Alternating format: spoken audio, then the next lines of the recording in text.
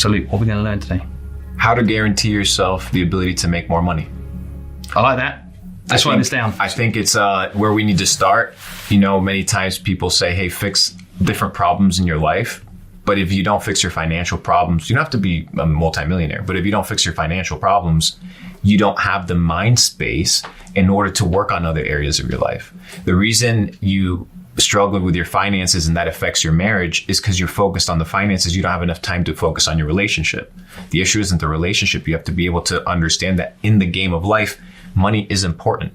Not this idea of absorbent wealth, but enough for you to be able to have mental real estate and freedom to then work on other areas of your life. So we talk about business. But business isn't the only way to make money. That's what most people don't understand. And business doesn't mean you have to go and hire employees and have huge staff or have an office. Business is just the ability to transact from one person to the other or from one business to the other. So the question is, am I able to transact? The answer to that is yes. Everybody can transact, and you don't have to do it necessarily in person. So this idea of selling, how people naturally talk about you have to be good at sales, you can throw that out the window. We're not even going to talk about that because we live in a digital era as well. So I call it the trifecta of money. Your ability to guarantee money coming in perpetuity. The first one is understanding that anything that you do needs to be in high demand. Any type of endeavor that you take on needs to be in high demand. If you want to, for example, have a gardening business, it would be very foolish for you to have it in Manhattan because the demand for it is not going to be the same as if you have outdoor, let's say Tennessee or here in the outskirts of London where there's a lot of demand. Mm-hmm. So whatever you touch needs to be in high demand. I see people being like, hey, I want to start an application. I want to start the next Uber. I want to have these illusions of wealth, but they're actually traps because they're not in high demand or they are not in the second place, which is super important. You have high demand. And then up north, which is going to be my main priority, is you need to be the best. And that's where most people get caught up. Your ability to do something with the best of your abilities will determine whether you're going to be hired or not. Why? Because there's going to be competition. Where there's demand, there's competition. And you don't want to be hired for being the cheapest. You want to be hired for being the best. So most people come into a business and they don't work on their skills. They don't polish the business model. They don't enhance the business model. They don't think about what are the verticals that allow me to do this in a better way. So for example, back to very essential basic businesses, plumbing, electrician, homeschool teacher, all these things. How can you do it better than your competition? High demand, your skill set, and then finally, it needs to be, we'll call it irreplaceable. Irreplaceable. You need to be irreplaceable. We are entering an era right now where AI and social media and automation is going to start quickly taking jobs. So why would I go into copywriting when any business in the next 12 months could replace me? I say that about people becoming doctors, robotics and AI working together. So you need to also, this one's an alarming one because you need to be irreplaceable in what you do. So when we're starting communities, we understand the irreplaceable factor of in-person relationships. Mm-hmm. AI can't replace that. So you need to be able to build on a solid foundation. You need to be in demand. You need to be irreplaceable. And then you need to be the best at what you do. If you can do these three things, you assure yourself the ability to make money. And I don't want to give a specific business model because it applies to anything that you do. It can even apply to your job. So why would you get a job at McDonald's that anybody can do when there's no skill attached to it? You'll get paid in proportion to the difficulty of the problems that you solve. So if you solve better problems, you'll get paid in proportion to that. So you don't necessarily need to go out of your way and start a business. You just need to get a job that is in high demand, that not a lot of people can do, be the best at it, and make sure that you can't be replaced.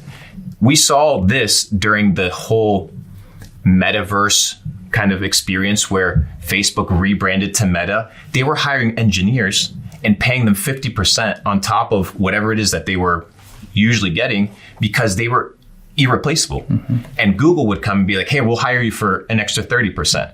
And because they're irreplaceable pieces, they secured their ability to transact. Because all you're doing as an employee is you're selling your services to a business.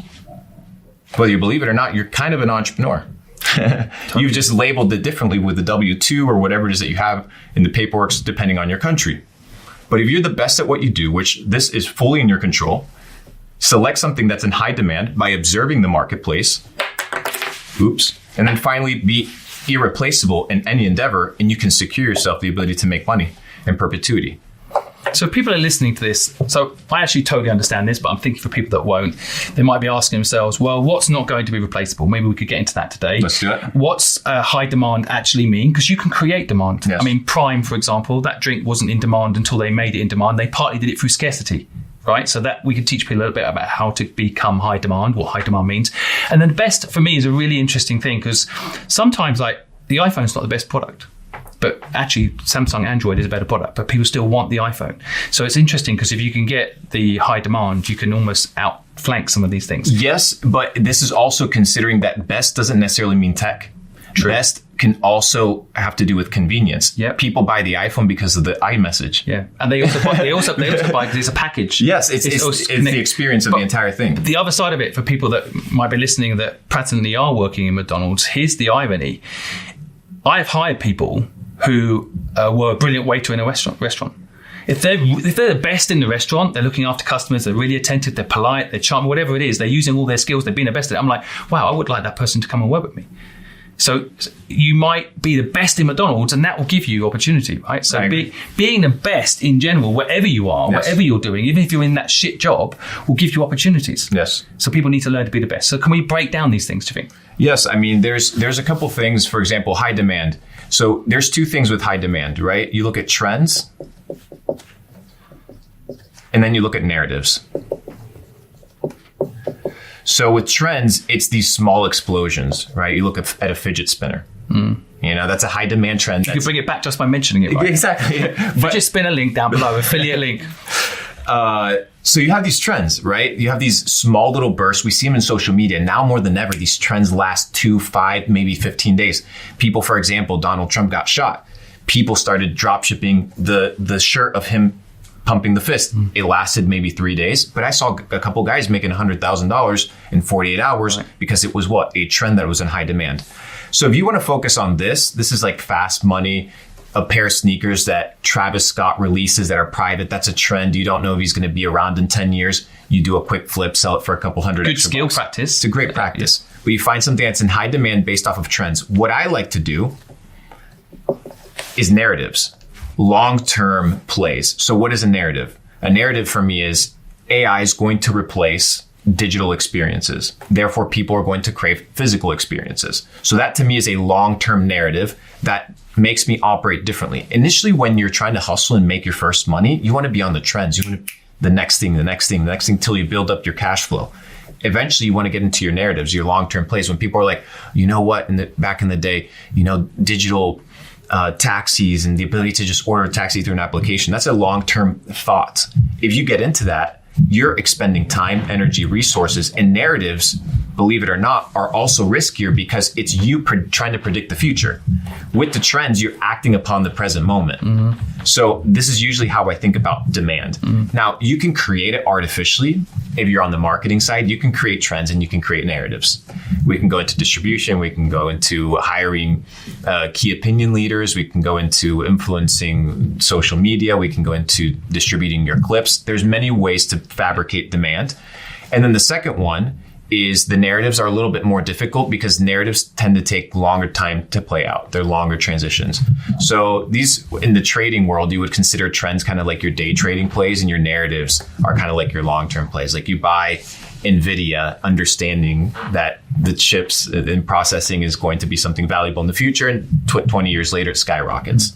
So that's a long-term narrative. The trend is look at all the other AI stocks that are now pumping because of NVIDIA. Do they deserve to pump? No, but it's part of the trend. Same thing with crypto, right? Does it operate on narrative? Bitcoin may operate on the narrative of, hey, it's fair money, it's open ledger. But inside of crypto, you have trends like meme coins. Are meme coins and Bitcoin correlated? No, but it's a trend that now happens because of the macro narrative. So if you understand narratives and you understand trends, you can assure yourself to make money, because where attention goes, money flows. We know that. So you have to go where the demand is. So that's breaking down demand. Now, when it comes to being the best, how I categorize the best is you have your what will you call your variables, and then your fixed best. Your variables are going to be depending on the specific job. So actual like hard skill type things. Are you the fastest? Are you the most resilient? Things of this nature. Do you know the skill set in the profession well? And then you have your fixed, which is something that every person should develop. Do you show up on time? Do you show up with a good attitude? Are you trustworthy? Are you reliable? These are your fixed variables that nothing can basically waver regardless of your job. These are the essentials, which is your character, your attitude, the intrinsic things of how people perceive you. And then you have your variable kind of attributes, which is in accordance to the job. So mentioning them, let's say I mentioned e-commerce. Well, I need to be the best in understanding supply chain. I need to be the best in understanding cash flow management. I need to be the best in running Facebook ads. I need to be the best in product research. Do I have to do that later on? No, you can eventually hire people to do it. But the reason you want to know it is because you want to know every aspect of your business. And the business basically grows alongside you. So the better you become, believe it or not, the better the business will be, because the business only reflects you. There's a hack around this as well, which I've discovered is, let's say I'm personally not very good at accounts, that side of business. I'm good at marketing, I'm not good at accounts. So if I want the best and I want to be the best, I do co-founder businesses. So when I start a business, I get that person in as a co-founder. It doesn't have to cost me any money to bring them in. So people listening don't have any money. You get a co-founder, but you get that best in-house from day one. So you don't have to go and learn accounts if that's something you're not good at, right? Yes. But you need A players in your business. That's I agree. This is partly it too, right? And you don't need many people. That's what most people don't understand. You can do a lot more damage with 300 Spartans, right? Yeah. So what you need to do is find those individuals that cover the bases that are essential for a business to succeed that you can't cover. And if you fall under the delusion that you can cover everything, then that's a fallacy. Maybe in the next couple of years when AI can become the best co-pilot partner and you don't have to shell out equity or sweat equity to anybody, that future may come. We'll see billion-dollar unicorns by a single. But it's going to be more competitive at that point too. Exactly. So, but right now we live in a situation where, once again, you have your variables. If you can't build them out, make sure you find somebody that can cover those bases. But then you have your fixed variables, which is the things that are undisputed, that people intrinsically value and consider you the best at or not. It can be like leadership. Are you a good leader? Like, are you somebody that's accountable? These are skills that matter more than the other, because you can train the other things. These things come from inside. And then irreplaceable. It comes back down to trends and narratives. You need to look at, is e-commerce, me selling on Amazon, the most ideal thing? Yes or no? Why? Should I be selling on Shopify? What's my thesis? And different people do business differently because they have different understandings of trends and narratives. So just make sure you're irreplaceable. Pick something, do something that gives you longevity. You don't want to be restarting a new business every 2 years. You want to take your time and build something that's going to be on a solid foundation, irreplaceable, undisputable, and that you're not going to have to be competing with robots that are going to be really cheap, cost efficient, and working 24/7. You need to understand that you got to be playing the future game because the world is accelerating. There's something called Moore's Law. And Moore's Law dictates, right? We kind of have like the exponential growth curve. It's about technology, right? And Moore's Law dictates that technology every 2 years gets twice as powerful at half the cost. And it only gets more exponential. So you start with the telegram. Oh, well, how expensive is it to transfer a message? Well, we got to set up poles all throughout the Midwest. And okay, well, what's next? It's the radio. Well, what's next? Is the TV. Well, what's next? Is the cell phone. Well, what's next? Fucking implants in your head, telepathic communication, like exponential curve. So you need to make sure that whatever you're tapping into, you're understanding that this exponential curve is growing, whether you like it or not. And that's what I tell people is the rules of the game are the rules of the game. You're on the board.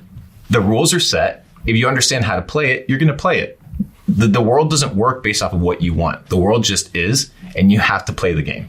The irreplaceable bit, I think, is the hardest thing for people to grasp. I'd like to go deeper on the other two subjects, but irreplaceable, like, I don't think I'm irreplaceable. Okay, so as an individual, I've got a social media presence, but who am I I'm easily replaced. It's an interesting problem. I think maybe using myself as an example. Okay, I've got 8 million followers online, so I built up an economic moat of sort. Brands will want to use my service, but I'm not irreplaceable. There's other people out there that can help, for example, promote a brand. But I think where you become irreplaceable, maybe you can define it better than this, but like, if you're the best at something, and people, so for example, people like working with you and you're good at it, they won't want to replace you.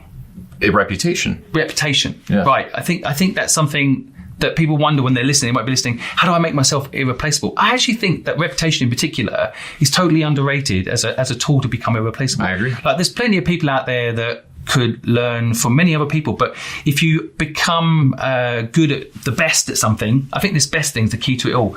Because I also think the best thing, it links to what school doesn't teach you. And I know we're both anti the school system. I really think the school system's let a lot of people down. Yes. Because what the school system says is, you're not good at these things, practice them more. Yes. But the one thing you are good at, it's like, okay, well, you're okay at that, so don't worry about it. You should double down on the thing that you're good at. Yes. And get even better, become the best at it. Yes. So back to your point here, like, a lot of people are not making themselves irreplaceable because they're not doubling down on what they're actually good at. They're being told what they're not good at and wasting too much time on that stuff. Do you think? I agree fully. And then you add to that the fear of failure. Right. So we need to define risk and we need to define reward, because what people don't seem to understand if they're trying to make money is that these things are something that you have to input and do before the money comes. Money is a lagging indicator of your ability to master these three areas. And money will come. You don't plant a seed and just wait for it and it's going to grow the next day. If you have the paycheck mindset, you're not going to be able to be the best at what you do. You get addicted to being average. I just really want for people to remember that reputation. Because, a lot of people are going for the fast money. And maybe in trends, they do things that will hurt their reputation. I agree. Which eventually will mean that they are replaced, not irreplaceable. People can't work with you because you're not thinking long term. Yes. And so in the irreplaceable bit, let's talk trends for a second. Like, I think about what's happening in the future of AI. And I think, the line, this isn't my line, but I like it, which is like, AI is not going to take your job. Someone using AI is. So what do you think, if people are listening, are the potentially proof? I used to say recession proof, but now AI proof. What do you think? In the short term, the most AI proof thing that you can have is money. Right.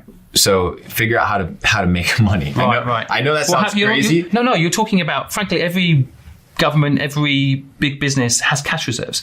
Right now, businesses have the most amount of cash reserves they've ever had because they're waiting for something big to happen, like AI, and destroy their businesses. So cash. I actually think that's a good point. So you need to have money. So you need to focus on what's going to make you money without compromising your reputation, without disabling your ability to be irreplaceable in the future, whether it's because of reputation or you do something dumb, who knows, whatever.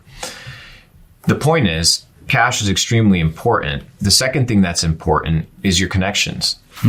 Because in the future, what's going to matter is who knows you and who likes you, because AI is going to automate most of our human experiences.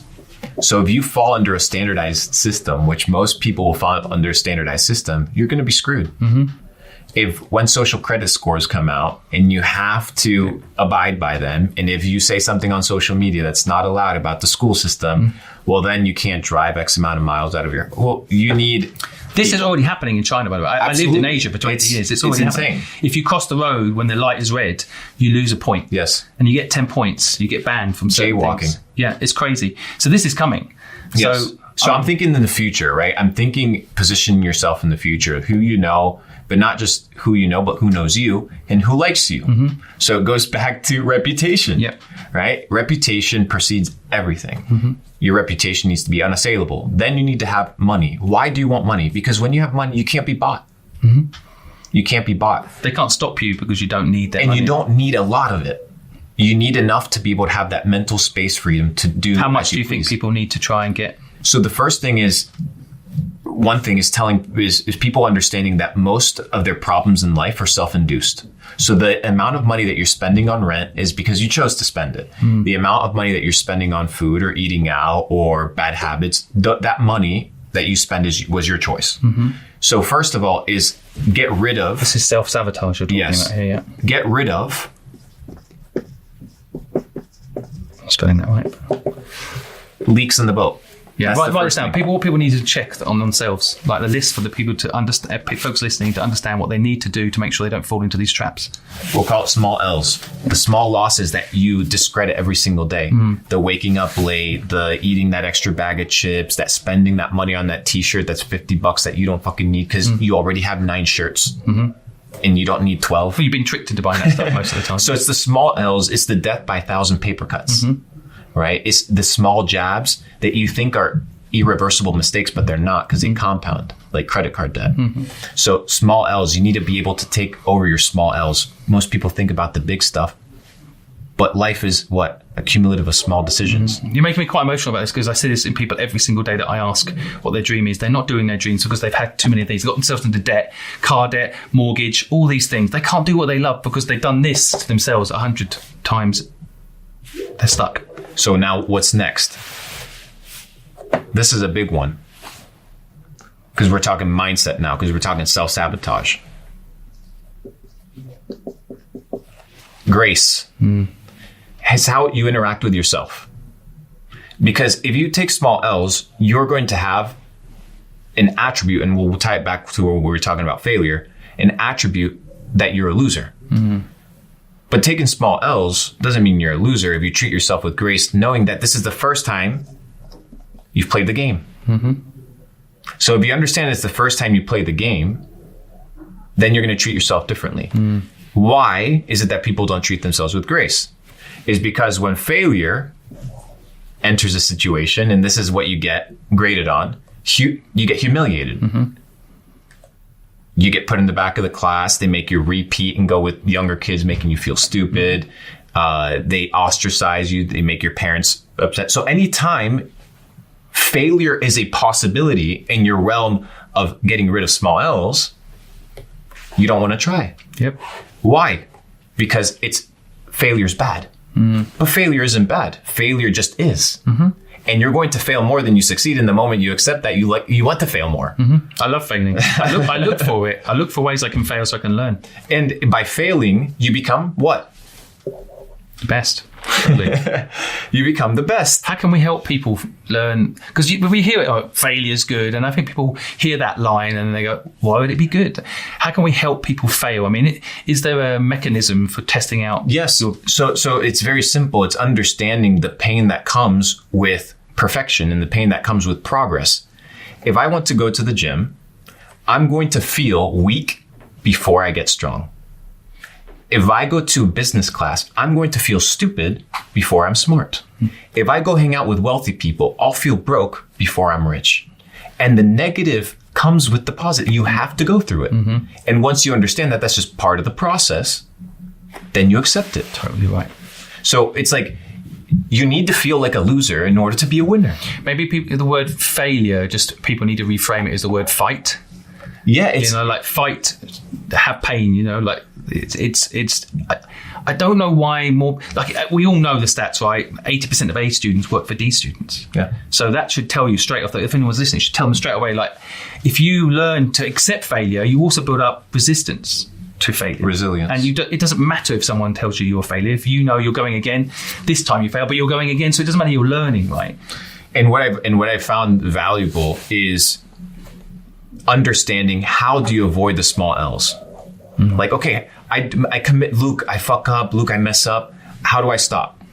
So how are you in a situation where you can guarantee your ability to reduce your small L's? The small losses, the small failures per se that are holding you back. I've never been happier to be a person's whiteboard wiper. Go ahead. One is make it so easy to win that it becomes difficult to lose. If you're struggling with your diet, why the fuck would you have cake in your house? You're setting yourself up for loss. If you have debt, why do you have a credit card? Make it so easy to win that it becomes impossible to lose. Just make it easy for yourself. Position yourself. If you have cigarette addiction, why do you have a pack of cigarettes in your car? Don't hang out with people that smoke. It makes no sense. You need to position yourself. Make it easy. Positioning. Positioning is key. The reason we are where we are today is because we understand how to position ourselves. Make it so easy to win that it becomes impossible to lose. That's what you do with your small L's because you don't want to be thinking about it. 2, commitment. Something that most people have forgotten about. Most people have no ability to commit to themselves, let alone commit to others. What do you have to commit to? One thing. A goal. Most people don't have a goal. But that's why I ask people what their dream is, because that gives them at least a chance. That most people don't know it. They haven't even thought about it. No, so that, as soon as they think, I'd like to do this, then you have a goal. How are you going to get there? And I can tell people how to get there, and we'll discuss it, because there's some very basic instruments to achieve anything in life, but you need to know where you want to go. And then you have to commit to that. If you don't commit to a goal, you're going to be like a ship without a rudder, just spinning in circles, directionless. Most people feel purposeless because they don't have a goal. And once they've told themselves, I have a goal, like, hey, you know what? I'm going to start this business, or, you know what? I'm going to do this thing that I said I was going to do. They have no ability to commit. And what happens when you stop committing to something? You become a liar. And most people lie to themselves. So what happens if I lie to you every single day? Are you going to trust me? Definitely not. Are you going to be confident in me? Definitely not. So why would you be confident in yourself if you're always lying to yourself? Of course you're not going to trust your ability to accomplish your goal because you know that you're going to lie. Yeah. It's the number one thing I look for. I've got a team of 14 people that help me do this. And I basically, if anyone ever lied to me, I will never work with them again. You can't. I just can't trust someone who lies. And I don't, but people lie to themselves. That's the real problem. And you need to be able to identify yourself, not as a person that's living inside, but you need to position yourself like a stoic and look at yourself from the outside and ask yourself, hey, I've committed to something. I'm just going to follow my goal. You can't look at yourself as a first person individual. You have to look at yourself like you're playing a video game of you. And if you're playing a video game of you, why would you self-sabotage? So first of all, make it easy to win. So we're not thinking about these mind games. There's a part of me, by the way, this word easy, there's a part of me wants to call it hard. Make it hard for yourself, actually. Like, make so all the things you think you want, these little cuts, these little problems, make it hard to get them all. Yes. That's so easy. So my brain seems to think that makes people have got to understand that actually you got to have a good life. You've got to have at the beginning a hard life. Yes. Like I think a lot of people I know that are successful, they're successful because they had no choice but to be successful because they had a hard life. You kind of need to do that to yourself, right? Not have comfort. Not give that comfort to yourself too easily. Otherwise, what is the goal? If you've got it all comfortable already, then you're not going to go and train and push yourself and make things happen. Yes, I agree. And the liar thing, by the way, is also really interesting because I mentioned there people lying to me. But the other thing is people have to be really careful that they don't, it's a bit self-sabotage again, but they don't lie in a way that causes them to change their own belief system. So if you tell yourself, well, I have this a lot of people say, I'm not very good at business. And they keep saying it to themselves, their subconscious starts to believe it. They're lying to their subconscious. Their subconscious now believes it's true and they think they can't do it. Like everybody listening, you can start a business. Everybody. So if you think you can't, you're lying to yourself. It's just what type of business you're going to do, what your skill is applied to that business. You're an introvert, you're doing an introverted style business perhaps, as opposed to an extrovert, right? Yes. But people have literally told themselves a lie so many times their subconscious believes it. Yes, I agree. So how do you break that subconscious programming? It's very deep. So let's erase this and we'll talk about how to break subconscious programming. And we'll tap into a little bit of what is more on the science side of things. Natural law is something that everybody has to abide by. Like the law of gravity. Whether you believe in it or not, it exists. And if you don't believe in it, it doesn't matter. Just jump off of a building and you'll realize that it's real. There's other natural laws, like the law of cause and effect. For every action, there's an equal and opposite reaction, the second law of thermodynamics. So we understand that for everything we input, there's going to be an equal and opposite reaction to that input. So what people focus on is they focus on the output instead of the input. So you can't control when you're going to become a millionaire. That's the output. People are focused on the output. They're focused on the reaction. They can't control the reaction. All they can focus on is the action. So for every action, there's an equal and opposite reaction. So what are the actions that you have to input in order to make $1 million? Do you know them? Well, no, I don't know them. Okay, well, how many millionaires do you know? And how many millionaires have you gone into and asked them, what is the input for them to make $1 million? Don't ask just Simon, just look, go get 50. And I promise you, there's plenty of people on the internet to send them a DM and be like, hey, what's the one habit that, and then you've put together your list and your formula. They're very common habits. I've interviewed hundreds of millionaires and quite a lot of billionaires, and the habits are quite common. Yes. And you just mentioned some of them. And if you identify them, you know, be honest about your situation. I was just, again, like that lying thing really in particular, I really want people not to forget it, because it's like you can lie sometimes to people about your financial situation and say you're not in debt. You're better telling people you are. Yes. You know, don't hide things. That's about being transparent. But people don't.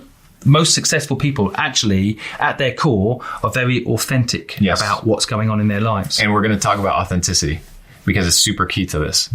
I'm glad that you mentioned that word. So what are the inputs to become a millionaire, right? List them all out. If you guys haven't watched all of Simon's content with all millionaires, go watch it and you can probably piece them together. Any quick ones, by the way, that you've noticed? First is you need to have a product, service, or a good. You need to have something that you offer of value to the marketplace.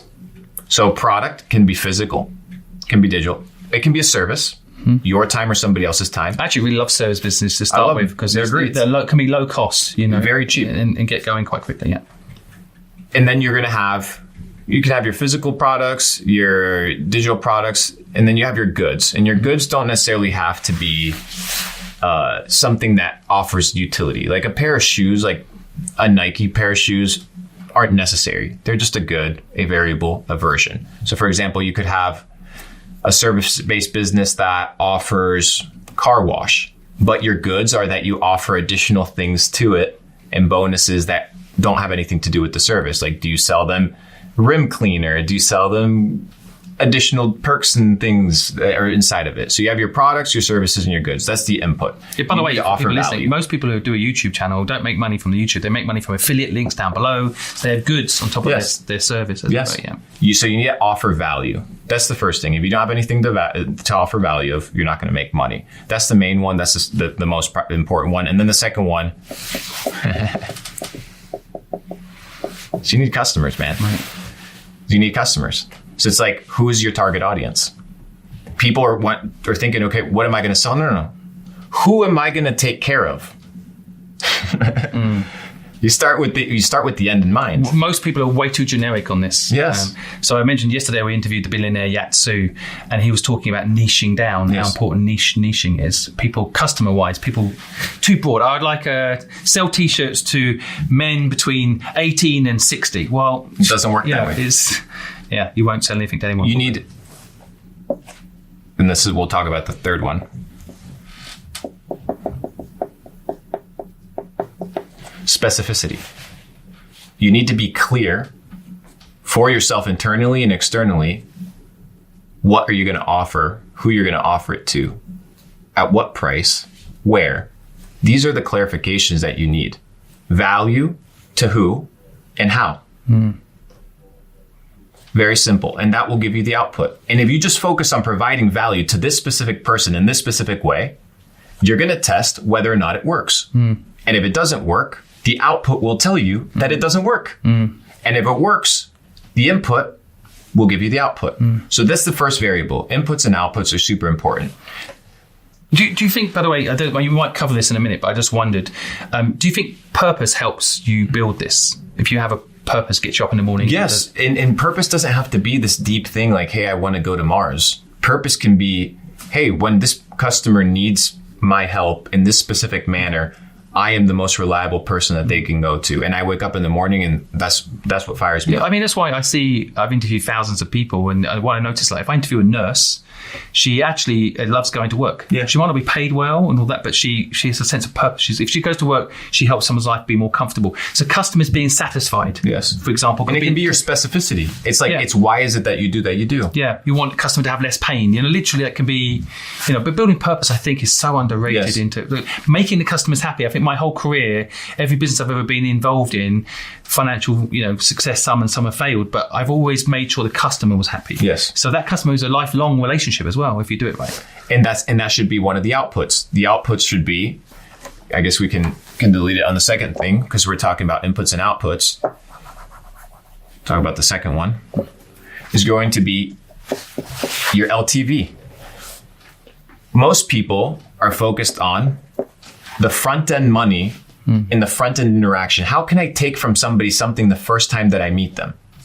How can I extract a couple pennies, a couple dollars from this guy like a hungry motherfucking dog? Excuse my language, because it pisses me off. They don't focus on lifetime value. No. That is a big mistake a lot of people make. They don't focus on the lifetime value of the customer.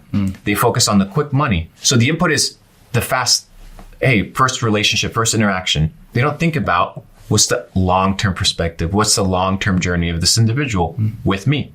When you focus on long-term value and lifetime value, which is so much bigger because it costs more to acquire a new customer than to sell an existing customer another product, then you stop focusing on making the money in the front end. And you focus on allowing the lifetime value of the customer to yield returns long-term, whether it's money, whether it's opportunities, whether it's connections, resources, it really depends.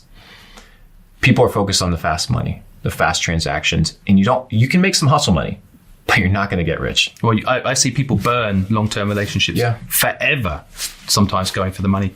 Input and output. So mindset, number one, focus on just inputs. Don't focus on outputs. The second one is we're talking about authenticity.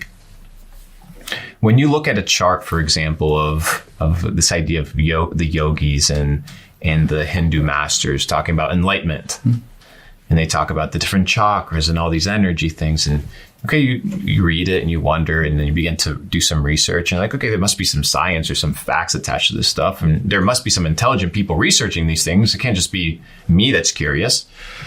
So I come across a study. And I'm like, let me start reading it. And it's a study with the acronym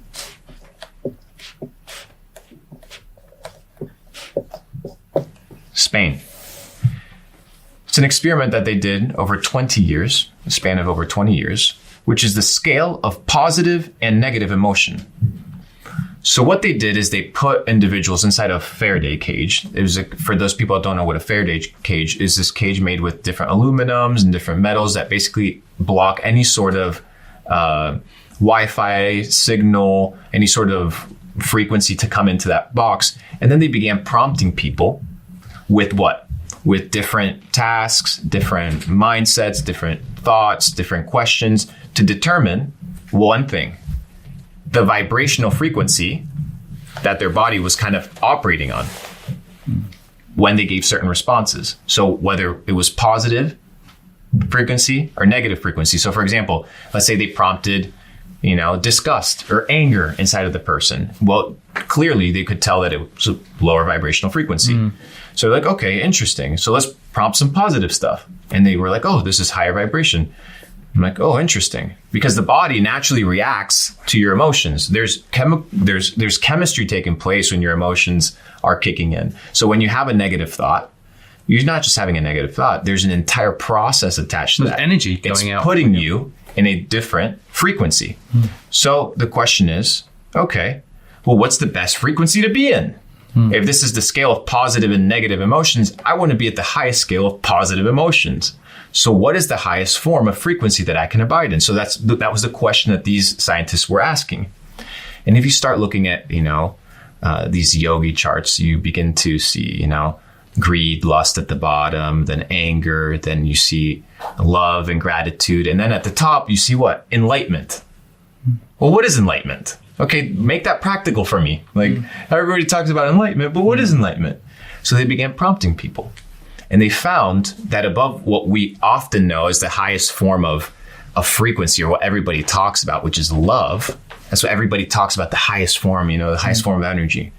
They found that there was a frequency that made people vibrate 400 times more powerful than the vibrational frequency of love. And it was the vibrational frequency of authenticity. To become the truest version of yourself with no lies is to vibrate at the highest form that you can possibly vibrate at. God, I love that. So true. Giving you a sense of peace, equanimity, and truthfulness. And all the baggage doesn't exist because you don't have to wear a mask. Therefore, you can be who you are. You can move faster. You can live free. And authenticity, remember, vibrational frequency is fast. Key that you said that. Authenticity is the key to everything. And if you can do things authentically, you win the game. So once again, it goes back to the mindset. Like, are you being a liar?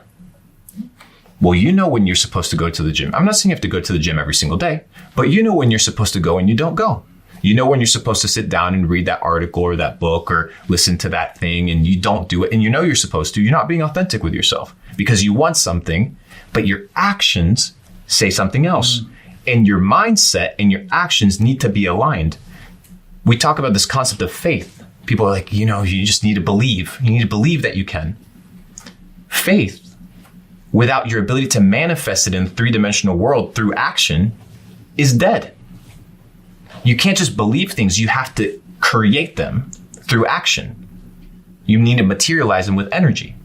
And at whatever frequency you're going to place it at, remember, frequency always exists. What we're doing is we're tuning ourselves to that frequency. Nikola Tesla famously said, because once again, this goes back to the school system, how we're being taught. Nikola Tesla famously said, my brain is a receiver of information. But what are we taught in the school system? That our brain is to be jammed with things that you have to memorize, and this is blocked information, and this is how your brain works. Well, what if we're only tapping into 5% of our brain? What if the conversation here is, dude, what if I have to get smarter and tap into more of my brain? What if that's the maybe if you're operating off of 2%, you deserve to be broke because you're not operating at your optimal. So how do you expect to have optimal results if you're not operating optimally? It doesn't make any sense because you're going to attract that which you are. Naturally, for every action, there's an equal and opposite reaction. So if Nikola Tesla says, hey, the brain's a receiver of information, the question is, what are the things that are causing static?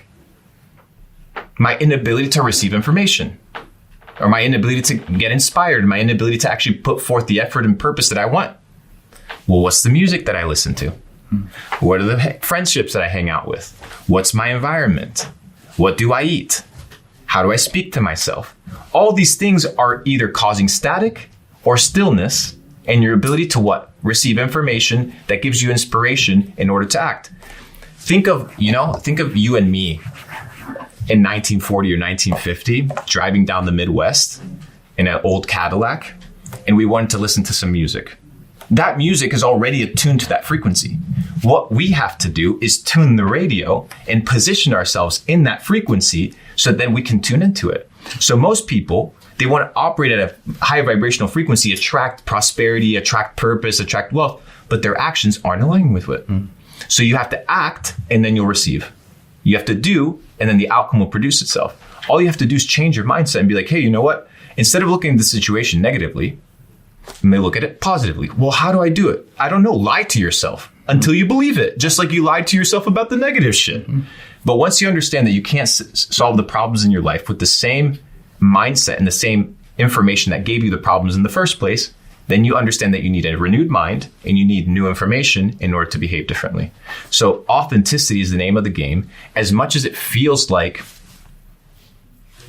it's a vulnerability factor, once you treat yourself with grace, like we were talking about in the beginning, now you enter a situation where you don't care because you're just learning and figuring it out. I would study the Spain experiment. Right. I think I'd like to get on to some of the, creating demand stuff and the social media stuff in a moment. Just before I do the authenticity piece, just to clarify it, because I really believe in this so much and I want people to understand it. It's like, you've got to be authentic with yourself, right? First. It's not just an external or being authentic. One of the things I've noticed is I go for a lot of walks, and when I'm not thinking about work, when I'm just being myself, is when I have my best ideas. Yes. So that's a example of being authentic with yourself, not trying to force things as well, right? But people listen to music, which I think is cool, but sometimes they create a false feeling, and when the music's gone, they've lost that feeling. I think you have to get to that frequency, that authenticity frequency, sometimes without external stimulation. You have to. This content is supposed to help people, but in a way that people have to get there on their own and be authentic to themselves, what they want to do, what their vision is, what they're doing. And it takes time. Because you have to chip away at yourself. Yes, and what you're pre-programming. And you have to identify whether that programming serves you or not. It doesn't for most people. It doesn't, but most people are prideful. Right. And they're like, no, bro, you don't even believe that shit. Yeah. That's not your belief. Yeah. Don't fucking hold on to it. You don't even believe it, dude. You're just, I was telling my assistant, he was in a relationship. If we can't say this, I'll cut it off. But I called him one day and I'm like, yo, are you happy? And he lied to me. He was like, yeah, I'm happy. And then he told me the other day, he's like, no, I wasn't happy. I was just too prideful to tell you that I wasn't happy. And we do that all the time. I do that myself. Yeah, I think we all do. I tell people, hey, you know what? Yeah, I'm doing good. Well, no, I'm not actually doing good. And England is really bad. Here, you ask anyone, how you doing? No, I'm good. And then you're like, if you actually ask them truly, they're like, they're having some trouble with debt or they're having this problem, that problem. Yeah, and by allowing that, you create the status quo that it's okay. I'd love it if the whole world, if you ask someone if they're okay or not, told you the truth. It'd be really interesting. First of all, people would ask it less because most of the time people ask it and don't really mean it. So you get less wasted conversations, pointless. How are you? I'm fine, thank you. But also, I think people should just be honest. Yeah. And I think every time someone actually tells me that they've got a problem, my brain goes into how can I help them? If they don't tell me the problem, how can you help people? Because I think the hardest thing is to ask for help. Yeah. That's actually the hardest thing for people. I think people want to help. That's my instinct. A lot of people I meet want to help people, but help themselves, very hard, pre-programming, or help themselves by asking for help. People find it hard. Yeah, I mean, you can't help yourself if you suck. Like, you can't help yourself if you suck. So, okay, you need to fix yourself first. Well, how do you fix yourself? Small wins. It all goes back to the small building blocks. People want to overcomplicate it, man. It's not that complicated. If you know you need to exercise. If not, you'll deal with the consequences. That's fine. If you want to be poor, be poor. If you want to leave hate comments, that's fine. Do that. It doesn't bother us. It doesn't change our lifestyle. It is what it is, but it's your choice.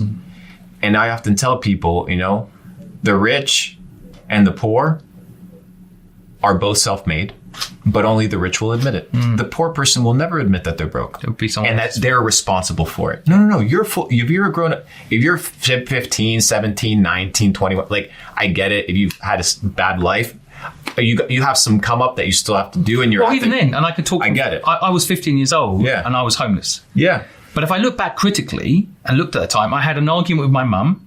I didn't compromise. She didn't compromise.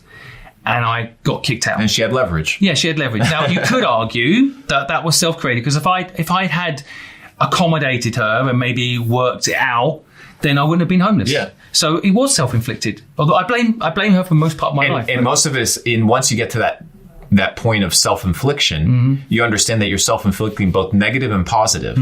So you're fully in control of everything. Yeah. And what I like about that is that nobody can take your wins. Yeah, that's true. Yeah. Like, nobody wants to take your losses. That's fine. I get it. I'll eat my L's by myself. I'll deal with the garbage. That's fine. But when I win, I'm gonna savor that. Yeah. Right? So it's what we talked about. If you want to experience pleasure and you want to experience trophies and winning, perfect. You're gonna have to deal with what it takes. Yeah. And that's what most people are not willing to go, because they have the 9 to 5 paycheck mindset, which is, I work today, I get paid tomorrow. I work today, I get paid tomorrow. And if that's how you think, then you're living on today. Yeah. It doesn't work that way. If you want to build true wealth, you need to be building imaginarily first as to what it is that you want. And sometimes that takes saving, that takes structure, that takes becoming a new type of person. If you even a new community around you, like a new circle of people. It's hard for people. They grew up in certain towns, certain villages. They got their hometown. Yes. I've got 3 brothers. Two of my brothers, I don't like them. But that's really hard to say. You just assume because you're born into the same family, you're going to be the same. But you have to learn to be disciplined and say, well, they're not the people I want to be around. And that's okay. I almost feel like that's my fault. Like that I'm born into a family where some people I didn't like. But I think people have got to admit it. And maybe make the life they want, take control. Like you say, take ownership of that. And then you own the wins if you do that. And the beauty about the wins is that it gives you the confidence that the small L's take away. Yep, totally. And you start cycling that and you go to an upward spiral. People talk about the downward spiral. They never talk about the upward spiral. Yep. The upward spiral is just positive momentum and positive momentum reinforcement. You go fast, fast, fast, fast, fast. And you're like, damn, I'm getting lucky. No, you're not getting lucky. You're just reaping the reward of the effort that you put in 5 years ago. The loser calls it luck. Yeah. Because they have no ability to dictate their life. Yeah. There's no such thing as luck. Yeah. Everything in life is a game of what? Probabilities. Probabilities. So the question is, how do you increase your odds of success? The more risk you take, the luckier you get. It's actually the key, right? So let's just finalize this at the end. Now, the high demand piece. I just want to, can you just dig into that a bit for a second for us? So let's talk about high demand. Let's go a little bit more on the business side. So nowadays, you have what we talked about, your services, your products, and your goods. You need to be able to present them to people. If there's no eyeballs, not going to make money. So there's a couple ways. First of all, your business needs to have an online presence, whether you like it or not. Even if it means just having Google and having your customers leave a 5-star review, because whether you believe it or not, people look at that. And that's the first what? The first interaction, the first impression, and it matters. So first of all is the impression. Before you get traffic, anything, what's the positioning? When inbound traffic comes, whether it's organic or generated, doesn't matter. What's the first impression? What's the first impression of your business? By the way, I always tell people, if you have a website, for example, which I think everybody should have for their business and for themselves, if your website, for example, a link doesn't work on it, I make a judgment about that business. It's not well managed. It's not. First impressions matter, and I think a lot of people don't realize how quickly people will make a decision whether or not they're going to work with you. So your high demand drops instantly because you're not following these basics. And you improve it as time goes on. So how do you do it? Feedback. What is feedback? For every action, there's an equal and opposite reaction, right? So what's the feedback telling you about what you're doing? Are the reviews good? Are the reviews beneficial? Do you manage the images on your social media presence? Yes or no? Like, what is it? How is it that you are positioning yourself to recruit new talent? I realized I was like, people think LinkedIn sucks, but who thinks that? I'm trying to find super top tier talent. Okay, looks like I need to have a LinkedIn presence because that's where a lot of professionals happen to be. So that's what the feedback told me. So I had to act upon the feedback. And then I started getting better people on the inbound because my first impression was great. People knew what they were getting into. So the first impression is super important. Second is we're going to talk about organic traffic. So we talked about trends and we talked about narratives. If you want to reduce your cost of acquiring a customer, because there's a specific cost to acquire a customer, and you should know, based off of your product, how much it's going to cost you to acquire a customer. If you're selling a product for $97, okay, perfect. If it costs you $200 to acquire a customer, that's not an issue as long as you have a high lifetime value. Because you're paying in advance for the future lifetime value of the customer. Let's say it's 1K. But if you're only focused on the short-term money, you're going to lose out. And you're going to have to focus on acquiring a customer for really cheap, which is totally fine if that's how you want to do it. Let's say it's a drop shipping approach, Let's say you're selling a product for $97 and you acquire it for $25. So in this case, you can make front-end money, but you can tell that it's not that much. You can run off of small margins. So organic traffic, capitalizing on trends, narratives that are taking place. I like social media. That's what I utilize. Social media will tell you what's hot. You go on Twitter, it'll tell you what's trending, and you can create product demand based off of that. Then you can have what I would call your inorganic, or you would call your paid traffic. And paid traffic is going to be divided into two categories. And this is a new category that has just come out recently that I've mastered. We're going to talk about paid traffic because if you want to acquire customers nowadays, you're going to most likely have to pay for attention. So the first type of paid traffic is where you pay platforms. So you pay platforms, whether you want to pay for ad revenue, like that's your ad expense, whether you want to pay for like banners, whatever it is, different platforms operate differently. So this is your paid platforms: Facebook ads, Instagram ads, Snapchat ads, Google ads. This is where people are.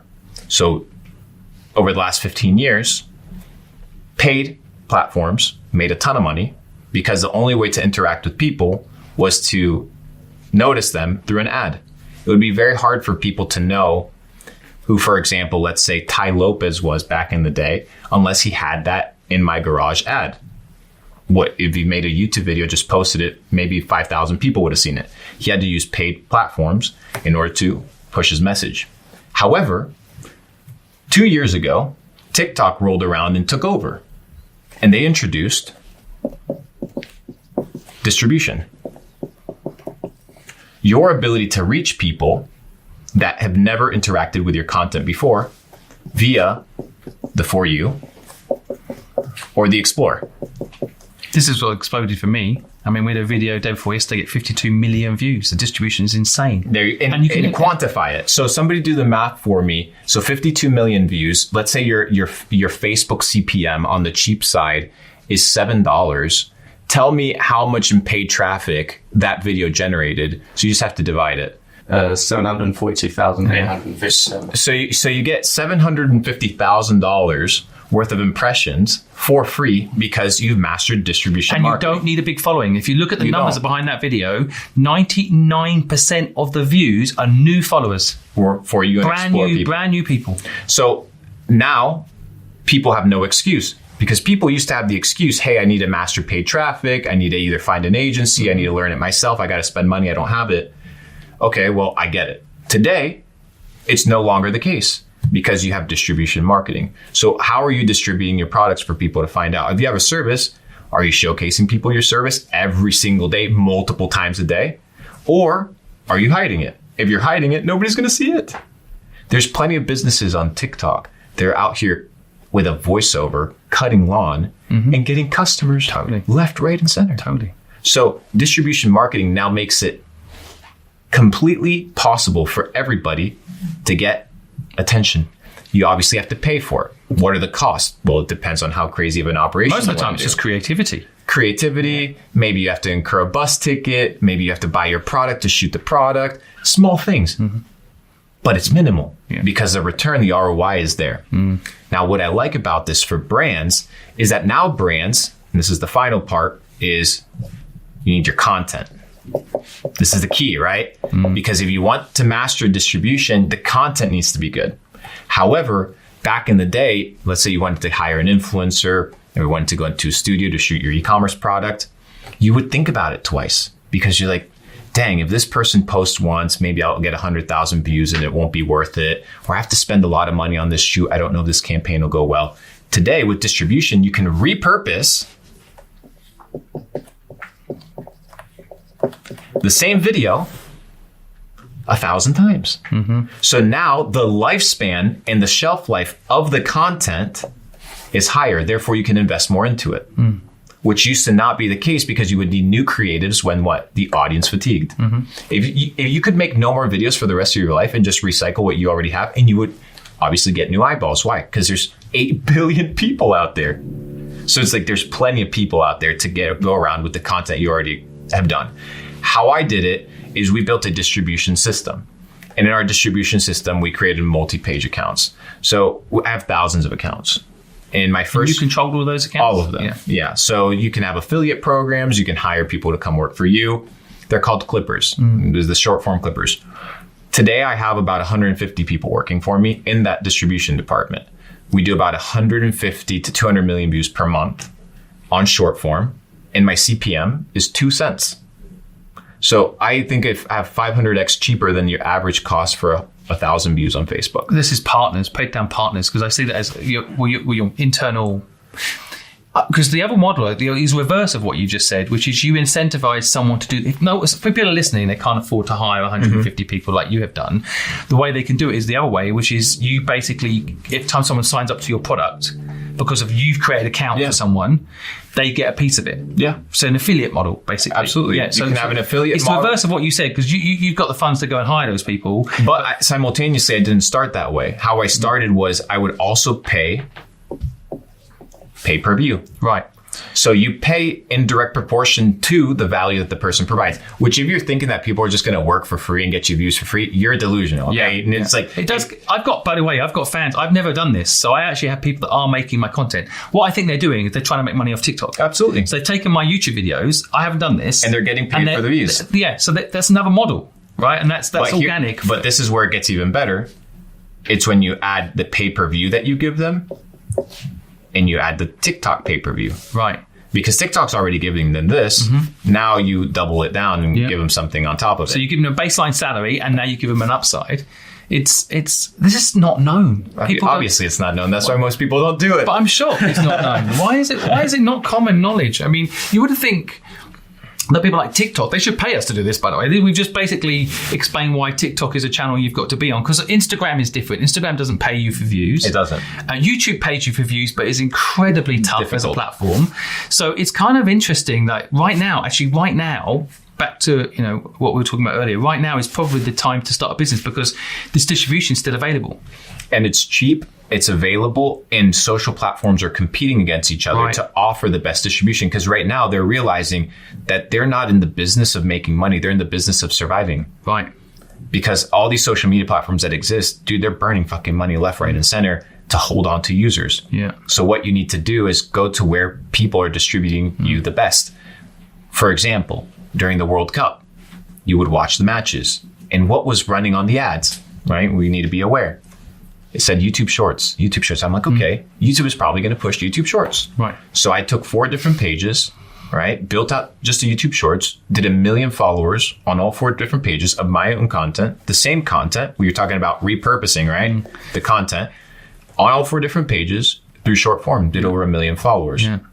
We've had exactly the same experience. YouTube Shorts now are fighting with TikTok. Yes. But YouTube are backed by Google, Alphabet. They actually have money. They're not burning money. Exactly. So unlike TikTok, which actually has a bit of a difficult financial model, if you're not on YouTube Shorts right now and taking advantage of that, and like you say, it doesn't have to be you on camera talking to people. It can be like, I know someone who's unpacking videos and he's just using white gloves and unpacking videos, and people get tens of millions of views. Get tens of millions of views, and then people can buy the product down below. So you don't have to be on camera. You can be an introvert and still leverage all of this. You don't have to be an extrovert. Yes, you don't even have to talk on camera. You can just have an AI voiceover. Write. You don't even have to write the script. Yeah. Like that's how insanely automated this thing's getting. Dude, when I had to start doing e-commerce back in 2017, I had to sit down, think about everything, think about the copy, think about the hook, I can just tell ChatGPT, give me 19 different hooks, give me a script that is X amount of words long. I want it to have this narrative. I want it to have Apple commercial vibes. I want it to be simple for a kid to, and then you read it and then you tweak it, you work on it a little bit. But 90% of the work, dude, it's done. Crazy. You don't even have to have a fucking product. It's never been easier, is it? It's never been easier. And what I tell people is, and this is where it gets crazy, okay? Like we're talking about all these things and you're working your 9 to 5, like you're dealing with your bullshit. You look at your bank account, you're missing money, you owe money to people, like life's not good. We've all been there. What you are in right now is a hamster wheel. You're in a hamster wheel. Most people's issue is their ability to break out of the hamster wheel, thinking that the moment they jump off of the hamster wheel, that they're going to fail, that they're unproductive, that they're moving backwards. But remember, the hamster wheel is an illusion of moving forward. You have to get off of the fucking hamster wheel in order to move. But people don't get that. So I want to jump off it. How are we going to jump off it? I want people to jump off that hamster wheel. So first is understanding that everything that we do in life are loops. Most people live on looped behaviors. You wake up at the same time. You do the same thing in the morning. Creatures of habit. Go to the same job. Comfort. But it's the same thing. When I was working my 9 to 5, 2018, it was 2017, 2018 before I quit. It was a comfortable job. Cubicle marketing job. Dangerous, so it's comfortable. $4,800 a month. Spending a couple $100 sleeping on my brother's couch. I was chilling. Like I had money. I was good. Could go out, eat, nice restaurant. I was good. But then an opportunity presented itself. I could take the same skill, do it for myself, which was at the time running Facebook ads, and do it for a company on Wall Street. How much do they want to pay me? $9,000. Same skill set, better money, but I had to quit my job. I had to get out of the hamster wheel. And what I realized was like, okay, why is this easy for me to do now? It's because I secured a monkey bar before I let go of the last one. You get one client. All you have to do is set yourself up. You have to position yourself in order to slow down the hamster wheel so that you can get off. Most people are like, I'm just going to quit my job. Yeah. No. Secure a monkey bar before you let go of the last one. If not, you're going to fall on your motherfucking back. So number one, though, is get your costs down, isn't it? So that's why it's down. Number one, get your costs down. This is so key. Number two, what you're saying there, like have a monkey bar to grab, which I think is get a client, right? Or get a replacement. We'll call it side money. Yeah, side money. An income stream. Could be those videos I just mentioned within video. It doesn't matter. Something that's going to give you... Replaces your current thing. Unlimited upside. Yes. That's why I love side hustle so much. It's become a bit of a... I mean, I've been saying side hustle. I've got a lot of negative comments. Oh, people should be doing a side hustle. There's too much stress, blah, blah, blah. I'm like, no. That's how you get off the hamster wheel. Yes. Right? Reduce costs, side hustle. What else can people do? And then the third one, which is I think most people don't realize, is the goal. Right. It's like, what is the goal that is going to allow me to no longer do the hamster wheel? What's the goal? How much money? By when? How much money do I need to save? How many clients do I have to get? Like a very simple goal. Okay, side money. Okay, how much? Financial literacy is also not taught in school, which is absolutely ridiculous. But I think when people understand, if you want to make £1 million, you are never going to make it on an hourly salary. Never. It's never going to happen. You'll be 65, you'll own your home, you'll be house rich, life poor. You won't have the skills to make money that you need. I don't understand why people don't all have a goal. In fact, everybody listening now, write your goal down below. What is it? I'll critique it, and you probably won't have time to critique. I'll probably check it out. Yeah. We'll check it out, right? Write down your goal. Anything else you want to share? Let's continue. So we have reducing costs because obviously you want to give yourself mental real estate. You want to have wiggle room. You want to side money. Okay, from where? How? To who? Doesn't have to be a lot. Dude, flipping sneakers. I know 17-year-old kids making 20, 30,000. I love that. When I meet 30,000 a month, man. Yeah. And they love it too. They're meeting celebrities. And they're crushing it. Yeah. And they're crushing it. So they have a goal. They established their goal. Now they're making money. Now they're able to what? Afford the luxury to get out of the hamster wheel. And they're not doing it feeling like it's risky. That's what most people are like, this is risky. Okay, well, create the variable where you reduce risk. So limit your expenditures, increase your cash flow with a simple goal. So that's how you get off of the hamster wheel. That's the very simple purpose. Now, I'll conclude with this. Once you get off of the hamster wheel, you need to understand why most people will never get off of the hamster wheel and why you don't want other people to get off of the hamster wheel in a certain perspective. One is most people are comfortable in their current zone. So once you break out of your current situation, the people that are around you that are still on the hamster wheel, they're going to think you're nuts. They're going to think you're crazy. They're like, why the fuck are you running? Why are you not being productive on the hamster wheel? Even when you made a lot of money, people are like, why are you working so hard when you made a lot of money? Because I enjoy it. People even... So the other hamsters begin questioning your shit. Yeah. So now you have to have what? Definiteness of purpose. You need to have definiteness of purpose. Be definite of purpose. So you need to have defined purpose. Defined, okay. Defined purpose. And we end with this. Because when people sign up for entrepreneurship, they don't realize that they're signing up for 95% hardship. And unless you have a defined purpose and a definite purpose, whether it's other people telling you in your ear that, hey, you're not going to make it, whether it's the business situations that you're going to go through that are going to suck, if you have no definite purpose, you're not going to have the key to business and the key to making money in life. It's longevity. You win in the long term. That's how you win the game. And unless you have purpose, you can't have longevity because of the things that are going to happen. What's a very practical example of this? Because we see this take place every single day. If I was to take you right now, we went to the river and we went to the captain's deck. And we asked the captain, hey, we want to go to X, Y, and Z port. Okay, we have the goal. Do you know how to get there? Within a sentence and maybe 10 seconds of research, he would tell you exactly where we're going. Can most people tell you within 10 seconds in a paragraph where they're going? No. So you need to establish a goal. And then realize that for 99% of the journey from port A to port B, you're not going to see the destination. For 99% of the journey, you just have to trail the journey. But you know that you have a definite set purpose and an objective. So you have an objective and you understand that 99% of the way, you're never going to see the outputs. You're never going to see the end result. You just are going to arrive there. And once you've arrived there, now by definition, you're once again an unsuccessful person because now you have to find another port of destination. So those people are like, oh, I hit my goal and now I feel empty. Yeah, because you have no purpose. You need a new purpose. And life is about conquering purposes, finding purposes, about achieving purpose. So true. And that's what I leave people with. Find definite purpose, define purpose. That purpose needs to be attributed to something that has longevity, that gives you the ability to run long. And I think we can find a lot of purpose and pleasure in that. That is so insightful. And I think the thing is as well, that journey of going on that boat to that island, being on the island will never be an interesting story to people on the island. So the journey that got you where is what makes you interesting. And so when I tell people that, enjoy that journey, like that journey is hard. There'll be scary moments at sea, but there'll be the stories you tell later. Yes. Don't you want stories? Don't you want legacy? Like I want to tell my son the things. I went to Hong Kong when I had no money. I did this, I did that. I don't want to tell him I just grew up in my hometown and died in my hometown. Right? That journey on the ship. Thank you so much.